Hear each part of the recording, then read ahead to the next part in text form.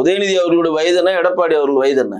இவரை வந்து இவர் பால்டாய் எதுன்னு சொல்ற மாதிரி பழதோழி பழனிசாமின்னு சொல்ற மாதிரினா, அப்ப திமுக வந்து தேர்தலில் தோத்ததே இல்லையா? எம்ஜிஆர் காலத்துல 12 வருஷம் வனவாசம் இருந்தீங்களா இல்ல மறந்துட்டீங்களா? எத்தனை வாட்டி 2 முறை 2 ஜெயிச்சிருக்கீங்க? நான் கேட்கிறேன், இது நிறைய அஇஅதிமுகவை சேர்ந்தவர்கள் நான் எங்க எல்லா இடத்துலயும் குறிப்பிட சொல்ல மறுக்கிறாங்க. பழனிசாமி அவர்கள் வந்து எடப்பாடி கே பழனிசாமி வந்து மக்களால் தேர்ந்தெடுக்கப்பட்ட முதலமைச்சர் இல்ல அப்படின்னு நீங்க இப்போ விற்கிறீங்களே. 1967 ஆட்சி பிடிச்சி 69 அண்ணாதுரை இறந்தப்ப கலைஞர் அவர் தேர்ந்தெடுக்கிறாங்களோ மக்களால் தேர்ந்தெடுக்கப்பட்ட முதலமைச்சரா? இதை அவங்க சொல்லணுமா இல்லையாங்க? அஇஅதிமுகவுடைய நண்பர்கள் அஇஅதிமுக சார்பாக பேசுறவங்க இதை சொல்லணும். அன்னைக்கு மக்களா தேர்ந்தெடுக்க, அன்னைக்கு எம்ஜிஆருடைய வாழை பிடிச்சா நீங்க மேல போனீங்க.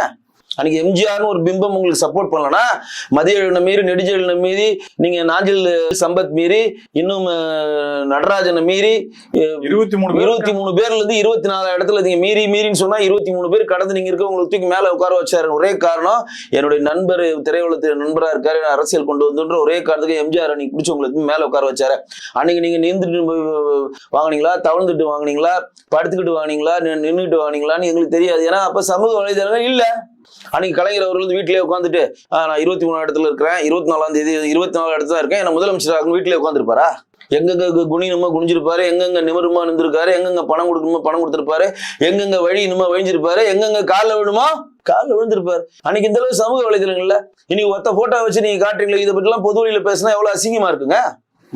அவர் தெளிவா எடப்பாடி அதுக்கு பதில் சொல்லிட்டார். நாங்க பெரியவர்கள் ஆசீர்வாதம் வாழ்றது மரபு, தமிழ் மரபு, உங்களுக்கு அந்த மரபு இல்லை.